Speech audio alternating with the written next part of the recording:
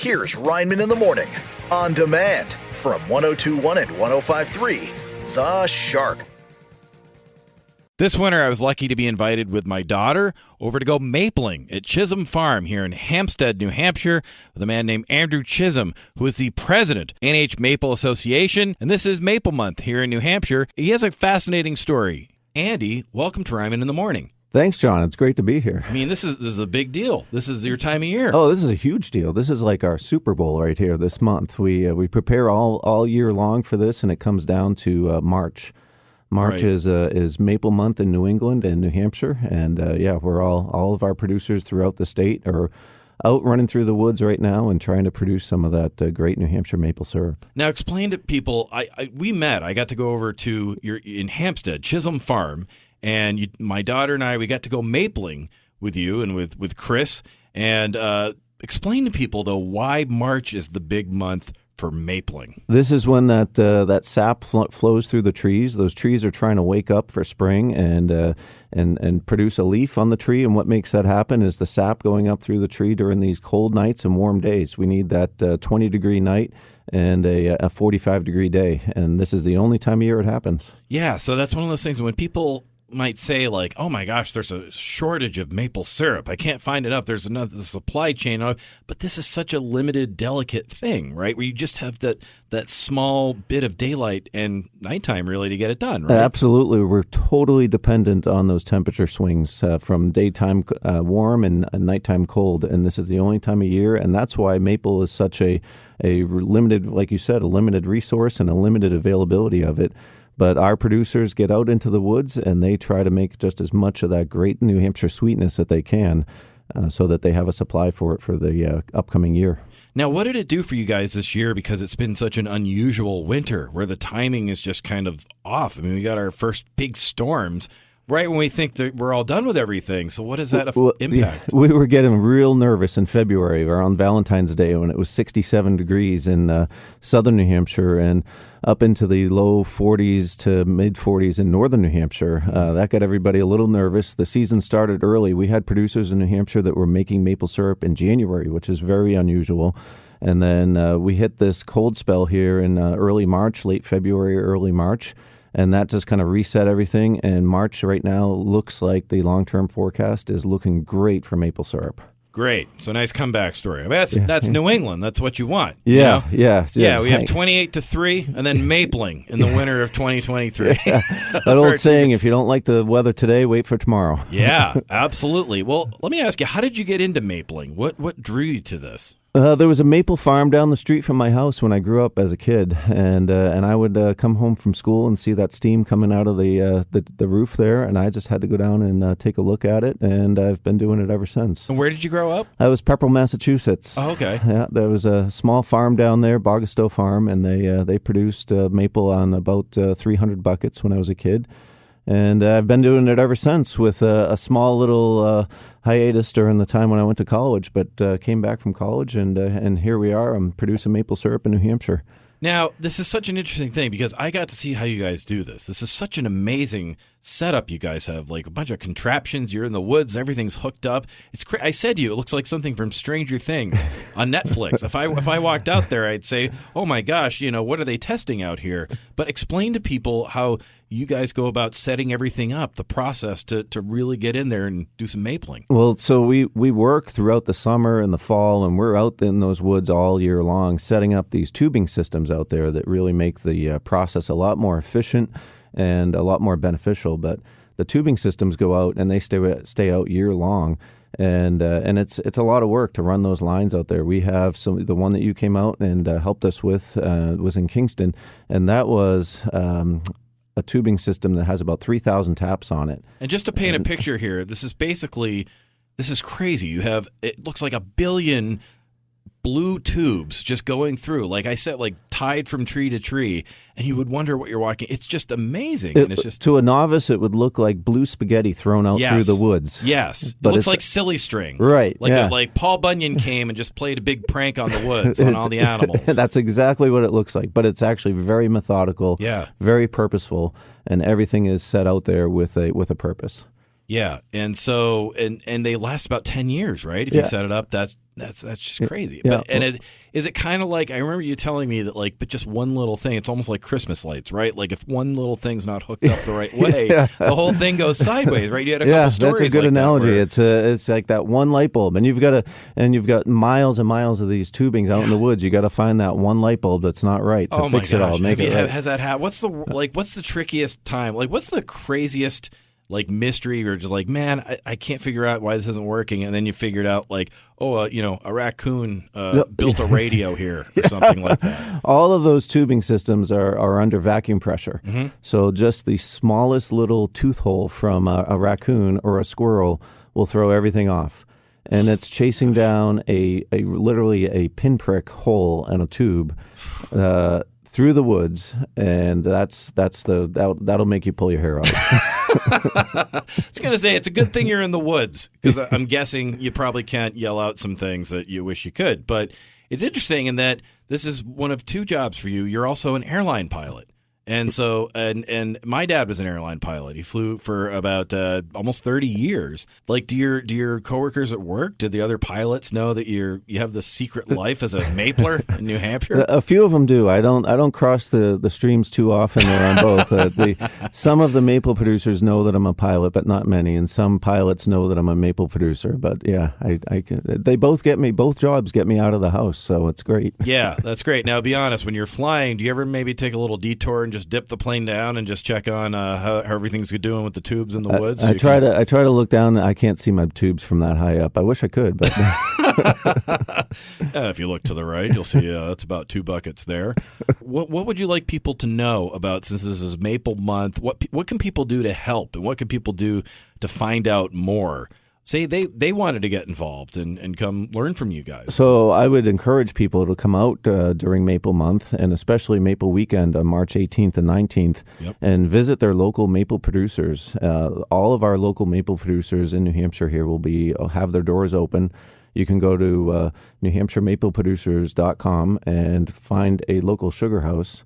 And I think that's the best way, is just to find a sugar house, go visit, go be part of the experience what our producers have to offer. All right. Now, I have to ask you, since I have you here, you're a pilot. I bet a lot of people say to you right now, hey, when you've been up in the air flying a plane, do you ever see any UFOs? I'm not going to do that. I know how annoying that is. So I'm just going to say to you, instead, when you go out in the woods and you're doing mapling, have you ever seen any UFOs? I've seen balloons in the woods. Really? Yeah. Have you really? I really have, yeah. Like balloons tied to trees, or like up in the air, or like no, what? Those ones that you let go and they just kind of float away and disappear. Yeah. They end up finding their way to maple woods. Oh, interesting. Yeah. This is a really creepy picture you're painting here. It's like from Stranger Things. Yeah, it's like from Stranger Things. Where can people check out Chisholm Farm if they want to go find you guys? Say they want to go to your maple house. They can go to chisholmfarm.com or under the New Hampshire Maple Producers Association website. Andy, thanks for coming by. John, thanks for having me. Really sweet discussion. It's been sweet being here. Thank you, my friend. Thank you. For more info, go to nhmapleproducers.com. One of the first guests I was lucky to have on Ryman in the Morning is a comedy legend. Let's get right to it. Well, this is very exciting. My next guest is a stand-up comedy legend from right here in New England, Paula Poundstone. Paula, how are you doing? I'm terrific. I'm looking forward to coming to Portsmouth. I'm, technically I'll be a leaf peeper. Yeah, technically, I guess. Where are you right now? Yeah. Where are you calling from right now? Santa Monica, California, where I live. Oh, there you go. Yeah. Are you looking do you miss the seasons being here in New England? Or I do miss the seasons. Yeah. Yeah, I do. That's an interesting... Yeah, plus, although it's cooled off, yesterday wasn't as bad, but we've had a heat dome over us. Yes, I've heard about it. How have you been managing with it? It was like 104 degrees recently, right? Yeah, it was. And Santa Monica usually doesn't get that hot, and we don't, being a New Englander, I don't air condition. So it's just a lot of me and the dogs listening to each other breathe. It's pretty much if we're doing. Yeah. That's pretty much as a New Englander. I come from New England too. It's how you pass the time anyway. You don't want to talk to anybody. You just kind of hear each other. Yeah. When was the last time you played Portsmouth? Have you been here before doing shows? I have been there before, yeah, but it's been a while. I can't remember anymore, and then you throw in the stay-at-home order as a period of time of COVID, and it all gets totally confused. In fact, it may be that I can't remember anymore. This may be a date that's been postponed. That I'm making up. I don't know. Well, you bring up an interesting point because I do some stand-up too, and I was happy to go back out and do it again, more so than I thought. But I know a lot of people. There was some trepidation there. How did you feel when it was like, okay, it's time to get out of the house and go back home? Were you happy to go back and perform, or was it like, oh, I was kind of liking just being here, with the cats, Oh no, I was very happy to go back. I mean, I want my audience to be vaccinated and to wear a mask for a couple of reasons, not the least of which is just, beyond humanitarian reasons. I don't think it's a good business model to kill your audience. Yeah, you don't want to literally, say, I had to go. I killed. Yeah, I killed 500 people. Yeah, it was airborne. Yeah. So, so that's always, of course, a concern. And in the beginning, too,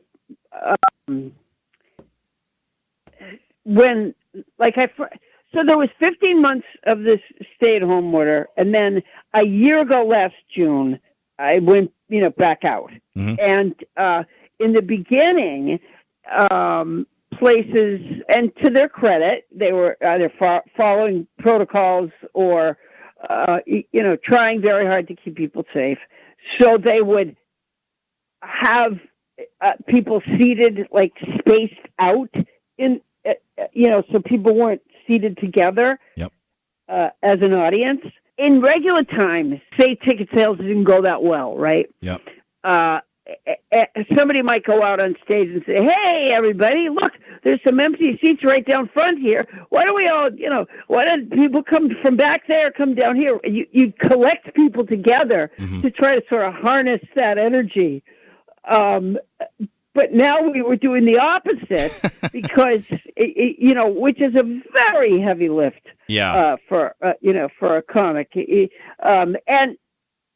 And then they also limited how many people, it wasn't you weren't even able to do capacity, even if I could have done capacity. And so there was a lot of sort of, isolated clapping.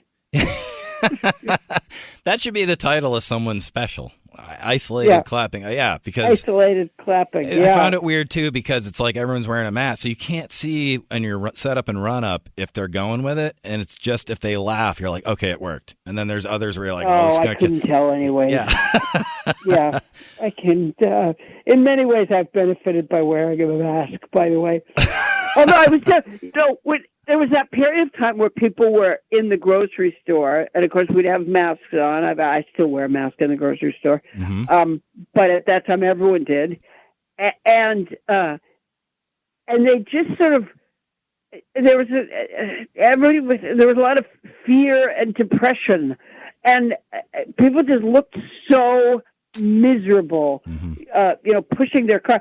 Nobody looks that joyous in the grocery store to begin with, right? There's just not that many really good produce sales. So they're handing out samples now on Thursdays, I heard. So yeah, everybody's so miserable. I wanted to write on the front of my mask, I'm smiling under here. Yeah. I feel like because I felt so bad about everyone being so sort of miserable. I really did sort of have a smile on my face a lot of times, just sort of trying to lift people up.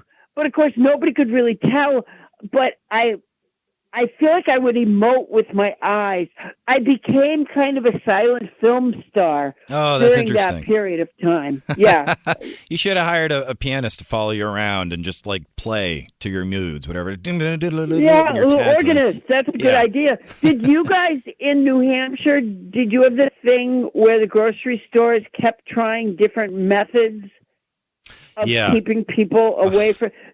So there were the arrows where you had to go in one direction. Yeah, and none of it worked. Like, it was just like, we had the arrows, and it made me feel like in kindergarten, where it was like you go out this door to go to recess, you come back in, and it was really, it made me stressed out because, like, if I forgot something, it felt like I missed my stop on the highway. I had to, like, turn around. Well, exactly. You had to go through the whole store again. Yeah. And by the way, to this day, I can't tell you where the raisins are, and just the raisin pilgrimage alone. The raisin pilgrimage. Was confused by that system, and I always felt like there was probably some sort of security cameras watching the fact that I was not intentionally but accidentally oftentimes walking in the wrong direction. that would actually be, I would watch that show. If there was a show of just like years from now, we can all be like, hey, remember that? I'd watch a show. That's a great idea of people just like pandemic blunders in the grocery store and just hidden camera footage of people trying to sneak back. It was challenging. It was very challenging. Now you started out in Boston, like right before the comedy boom. In the 80s, what was the first place you got up on stage in Boston down there? I believe it was the Charles Playhouse, which was... Oh, I think I know this. Oh, I which remember. Was the Comedy Connection. That's right. That was the old Connection location. Yeah. Yeah. How long did it take you to get up on stage? Was it kind of like, I'm going to do it right now, or did you really think about it for a little while before you went up? No, it wasn't an open mic night. What was kind of weird is the way the Connection used to do, they did auditions. Mm-hmm. And they didn't have open mic nights then, which is really strange. Yeah. But the way they did their auditions, so I called them up. I had seen a flyer for, their stand-up comedy show somewhere. I went to a show, and then after I saw the show, and by the way, nobody was any good, because they weren't any good because they had all just started. Yeah. Who were some of the people you were with when you were first starting out in Boston? Like some people. It was Lenny Clark and Stephen Wright, and I started about 2 weeks. Oh my gosh! From one another. Love Stephen. But and Jimmy Tingle started, weeks, not years from when I did. Wow. I still consider him new. Let me think. Who? Mike McDonald. Steve Sweeney. Wow. Don Gavin. Those were all the... Was Dennis there at the time? Was Dennis Leary starting out, or is he a little bit later? He was, months, not years. Yeah, that's just that's amazing to think about. You, Jimmy Tingle, Stephen Wright, Lenny, all within weeks. You said, what an amazing class. I mean, were there did you guys write together? Are there any stories you think about? No. Everyone was separate, so it was a much different mentality. Yeah, I used to work at a restaurant in Boston.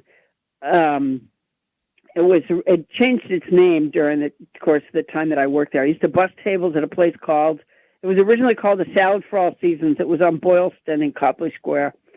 It was right near Ken's, that eventually moved, I think, during that time too.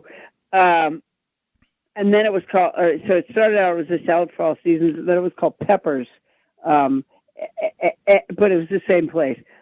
It was a salad bar. It was a big deal. back then. Salad bar. Salad bar was a big deal back then? That was the draw? We got a salad bar here? Yeah. Yeah, it was actually. It was considered like a, so I bought tables there, and I loved it. And we got a new cashier at one point. It was a kind of a skinny, punky-looking girl, and her name was Lauren Dombrowski. Oh, my goodness. And Lauren Dombrowski was so delightful. We had so much fun together. And at some point, she tells me, I believe I had already started being a stand-up, I think. And at some point, Lauren Dombrowski tells me that she is part of a comedy troupe called the Honey Lounge. They called themselves the Honey Lounge because there was some restaurant named the Honey Lounge, or some bar named the Honey Lounge, that allowed them to do their skits there. Mm-hmm. And she has a boyfriend, and the boyfriend is one of the members of the Honey Lounge. And I meet the boyfriend, and it's Dennis. Oh my gosh! And one night she invites me to come watch their rehearsal in her apartment, and she introduces me to their third member. I think it was just the three of them, I think. But the third member was this amazing guy named Mario Cantone. Oh, there you go. Yeah. I'm an Emerson fellow Emerson alum right there. We love Mario. And oh my God, is Mario funny? I remember him, and he was like a little wind-up doll for Lauren. She would say, Mario, do this, Mario, do that, so that he could show me. Yeah. And I remember him doing, I don't know, was he doing like some West Side Story character or something? I mean, he had some of the all-time great lines on Sex and the City. I mean, he was just the go-to. It was like when you needed. I didn't know that. I never saw that show. I didn't even know he was on it. I just know that he's known. Yeah. No, we love Mario. And then I remember, I think he played. I remember seeing him as Anthony Scaramucci a few years ago during the Trump years. He looked just like Anthony Scaramucci, or he did. What's that? Yeah, I could see him playing Anthony Scaramucci. Yeah, no, but anyways, there I was in we were there were the four of us in Lauren Dombrowski's apartment, and Mario doing an amazing Betty Davis. Yeah, I've heard nothing but amazing things about Mario, and there's someone, I'm going to get someone else that you were close with in a second. But before we get there, you leave New England, you head out west to San Francisco, but you did this in an interesting way. I was just reading about this last night. Is it true that you took a Greyhound bus across the country and you just stopped at open mics along the way? Just like a comedy drifter? Oh my God. That takes such courage to do that. Talk me through this. How did this come about? It was probably naivete more than anything else.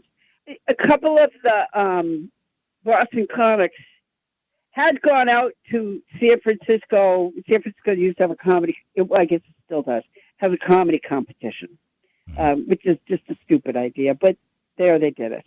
And so a couple of guys had gone out for that, and they had stayed in various places. And so they knew, the names of some clubs. So I got from them, some club names, some phone numbers, and I just took a Greyhound bus. Back then you could pay for $150. You could get a blank ticket book that lasted for 30 days. Wow. And so I sort of, I didn't have a direct route, and I didn't have a schedule. I just sort of meandered. But what I would do is, and I also had no money, so what I would do is, say I was going to go check out the city of Denver. Mm-hmm. I would time it so that I arrived in Denver in the morning.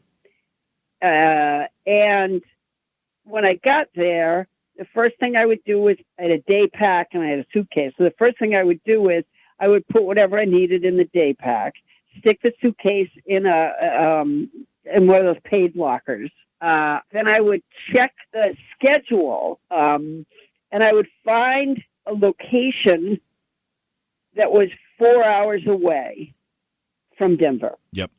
I would find what was the last bus, what time the last bus was going to that 4 hour away location.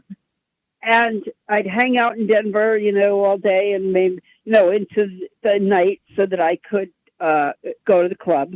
Mm-hmm. Then I would return, say the last bus was midnight and it was going to, I don't know, Greeley. Greeley is not 4 hours away, but say it was. Sure. Then at midnight I would return. I would take the bus to Greeley.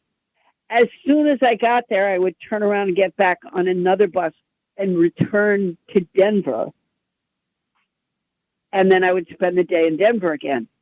Wow. In this way, I got my 8 hours sleep. Oh my gosh. That's so unbelievable. So that's yeah. It's like it's like you're a comedy fugitive in a way. I remember being in Chicago, and I was at a place called Zanies, mm-hmm. and I remember saying, well, I think I was on their open mic night, and I remember saying, well, I have to be off by such and such a time because I have to get back to the Greyhound bus station. People were like, what? And I explained to them what I was doing. I just remember them staring at me. And one of the guys said, you could stay with me. Thank you. Yeah. Thank you. I'll take that. So I did make friends with comics along the way, and I stayed on various couches and things like that as well. But I did many a night take my 4 hour trip and back again. I remember at one point I was in Canada, and there were Greyhound bus stations back then, mm-hmm. and usually they'd have like a little snack counter, maybe. Some of them even had cafeterias. Oh wow! Or there'd be like a chair with a television attached to it, a little TV that you could pay, put your quarters in and watch TV. Yeah. So I was used to, these amenities, and so one night I do my thing. I take a bus, 4 hours away from either Toronto or Montreal or wherever I was, and I arrive at the destination, and now I'm going to wait for the bus going back, and there is no station. Uh-oh. Or if there is, it's closed. Yeah.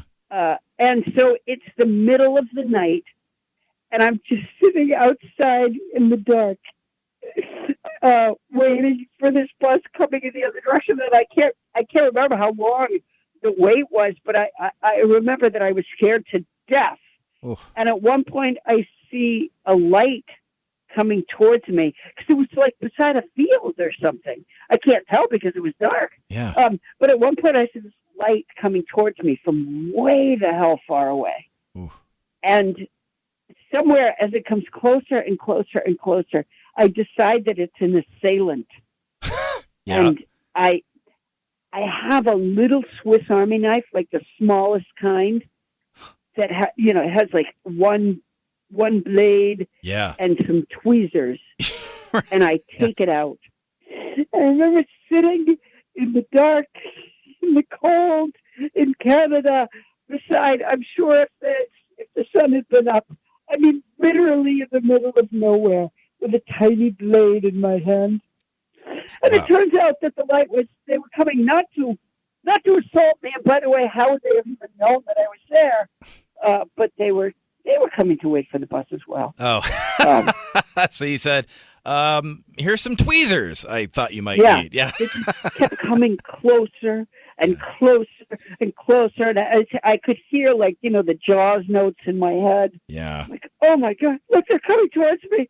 Yeah. That's an interesting choice you have to make. It's like, am I going to fight back or help groom this person's nose hairs? Yeah, exactly. Are we going to trim the nails today? Yeah. How can I help you? Or am I going to cut your gizzard out? Yeah. You get to San Francisco and you make friends with someone notices you and says, I think Paula Poundstone had something here. The great Robin Williams. Is that true? Did you guys cross paths in San Francisco? We did. I mean, Robin crossed millions of paths. Of course. Yeah. Robin was the Tasmanian devil of stand-up comedy. He was everywhere. There was a period of time where he was just everywhere. Mm-hmm.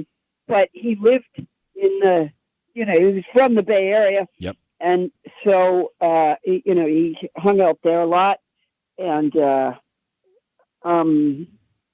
well as many other comics, I did indeed become friends with him, and he was very supportive, which was nice. I mean, that must feel so good. Is that something that you think about when you meet other young comics? Like, does you kind of pass that down, pay it forward, as they say, when you think about someone like? No, I'm kind of a snob. Oh. Okay. Thank you for being honest. Sorry. Sorry, I have a chronic cough. I don't meet young comics because I don't work in clubs, and so I work by myself in theaters, and therefore I don't meet other comics. I don't have anybody on the bill with me. And never have in the, I don't know how many years since I switched to theaters, because I really am just too selfish. I don't want to share my audience with anyone. I feel like people came to see me. Yeah. And I do about 2 hours. Wow. And even then, I'm only getting off because people are starting to get homesick. Yes. That's how long I'm on stage. And the idea that I would have to share that with anybody else, I'm not going to do it. No, I feel you, especially after the pandemic. I'm kind of the same way. When people ask me, I say, I'll be fine. I'll just do my thing. It's just that all that time you can grab. But I'm also a huge late night nerd. I used to write for late night. I grew up watching it. You were on The Tonight Show starring Johnny Carson. I mean, that's just the holy grail. I mean, the biggest thing you could do in stand-up. I mean, I'll ask the obvious question. What was it like when you got the call, and how'd you feel? What was it like going on there on that stage to perform for the country? It was exciting. It was very exciting. Although I have to say, a lot of, I don't know if this is just me with some sort of bad attitude, but I guess, no, I think as an audience member, I am so gullible that as a performer, I find things sort of disappointing sometimes because I'm like, oh, I thought it was bigger than this. Like, oh, the set for the Tonight Show is, I don't know, it's kind of dusty. It's tiny. Yeah, when you first see it. Very small. Yeah, it's very small. Yeah. It's just a desk. I mean, it's really, if you think how small a desk is, and it's, you get out there. And so did that make you feel more at ease once you got out there and said, oh, it's just a small room that I'm just performing? No, because there's still this audience in front of you, and there's still this very high expectation of what's supposed to happen and like that. So, no, but nothing. No, I was always sort of panicky. But everything. I mean, I'll tell you. What was it? I think I was on the set one time of Wheel of Fortune or The Price is Right or something like that. Because let's see, I was doing practice shows for a different show altogether. But we were at the studio of whatever place did those game shows. And that, too, it was just like, wow, you see the wheel not being used. Yeah, it's weird. It's all dusty wow. wheel. Yeah. Yeah, it's a dusty wheel. I mean, so much of what gets done, is just sort of lighting and I had friends. Shared belief.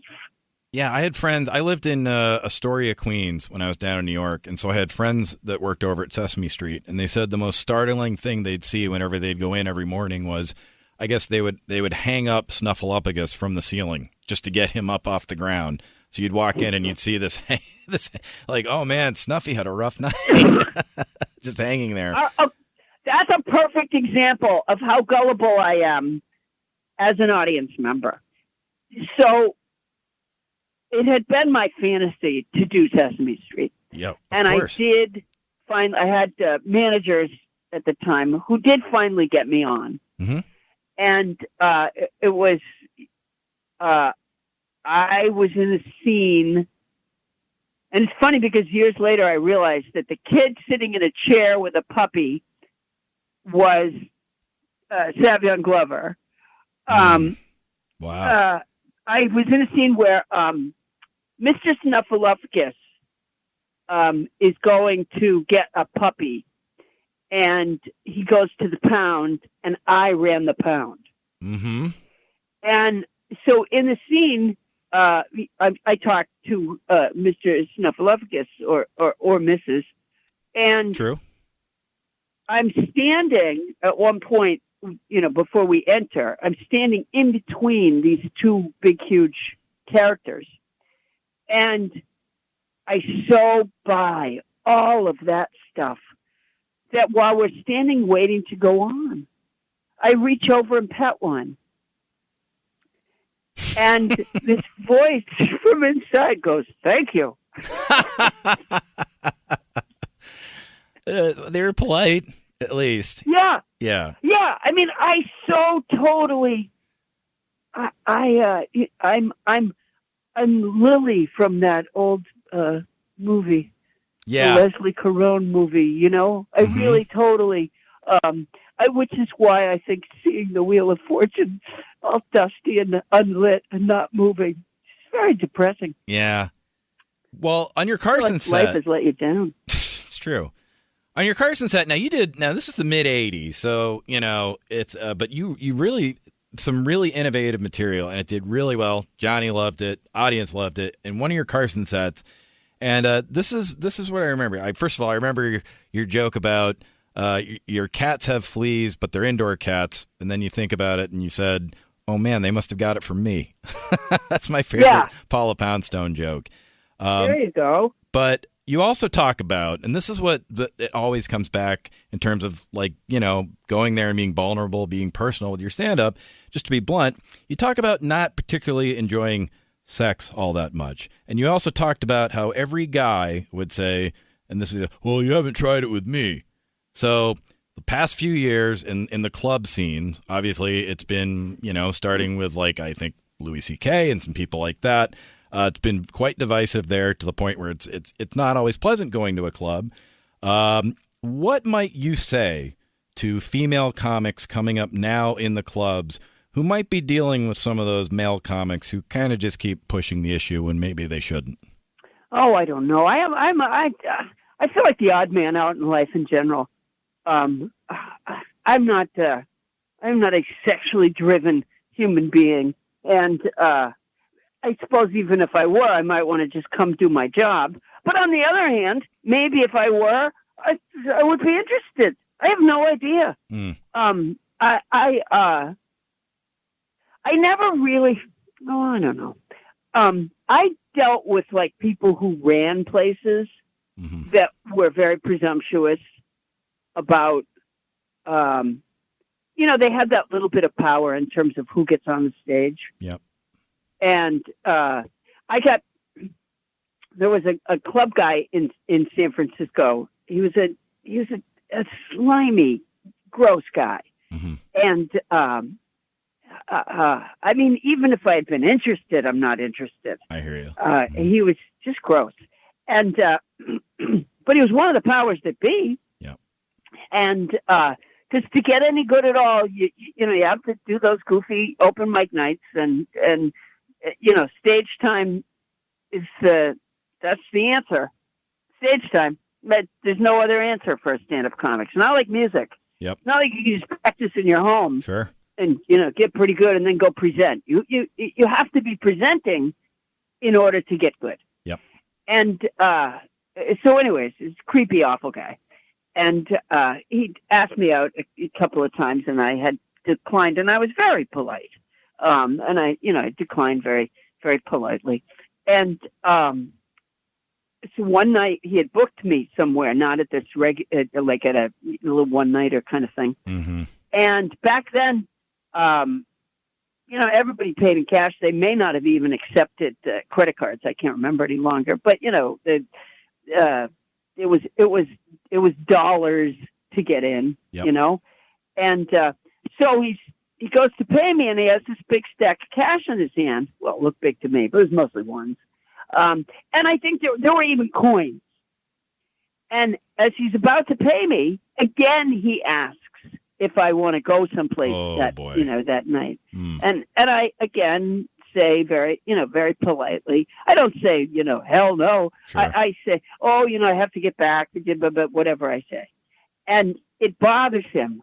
And so he takes the money and throws it all over the floor. Oh. And I got paid by crawling around on the floor, picking it all up. Oh, that's terrible. It is terrible. So don't work for that guy. That's what I would say to women today. Don't work for that guy. Yeah. By the way, that guy's dead. There you go. It had a happy ending. yeah. A lot of the real creeps have died, guys. So don't worry about them. Well, that's good. Yeah. So I remember the first time I remember seeing you on television. As I said, young kid, late night nerd. I remember seeing you on Jay Leno's Tonight Show covering the presidential election in 1992. So, it's a little bit different in politics now, a bit more divisive. But if you could interview any political figure or anyone in politics right now, who would it be, and what would you ask them? Who would it be? Who would it be now? Well, I might want to interview John Kerry just so I can say, John Kerry, aren't you supposed to be the climate change czar? Where the hell are you? Yeah, it's 80. Yeah, it's 110 degrees out here, man. What's going on? Yeah, honestly, John Kerry got made the climate change czar, and you felt like, oh, good. The very fact that somebody is being such a position has been created, that's good, because that means someone sees that it's an issue that needs constant work and that we're in big trouble. Fantastic. And I've always liked John Kerry. So I'm like, that is terrific. I was very excited. And since then, I don't know, has he burrowed down to the Earth's core? Where did he go? He got the report and said, "Yeah, I got to go hide out, man. I'm just forget everybody else." Yeah. He's gone to he should be doing he should be doing press briefings every day, like Fauci did, early on in COVID. I mean, that's how desperate the climate change situation is. Like, we need to know on a daily basis, what are we doing? How are we fixing it? And I'm not, I'm not blaming anybody who's in office, because obviously the Democrats are the only ones who care, and we don't have a real majority we need a super majority in the Senate in order to get anything done. Right. Otherwise, guess what? We're going to fry and flood.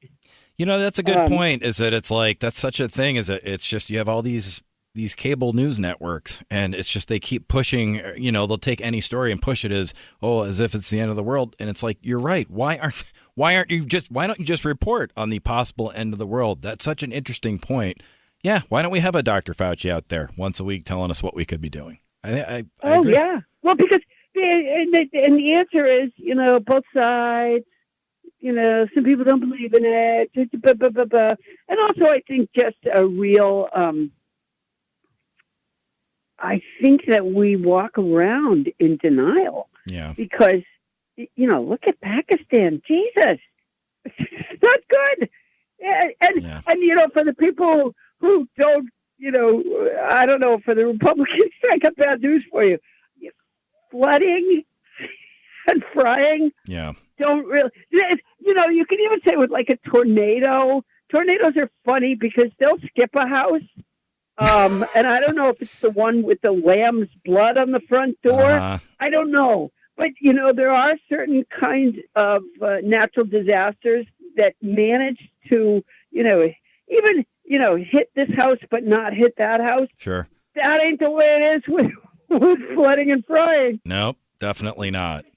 Yeah, and once there's nothing to eat, although they do say that if we survive, and I think it's unlikely, but that if we survive, part of one of the spokes in the wheel of our survival will be that we eat bugs.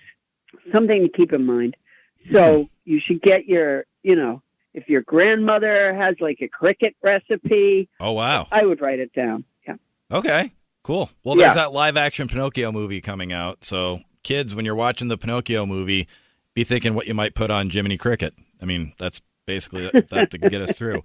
Boy, I didn't know where you were going there. I did. You were. It's not. I've heard it's not a very good movie. So, but really? Oh, that's too bad. Well, but still, hey, it's for kids.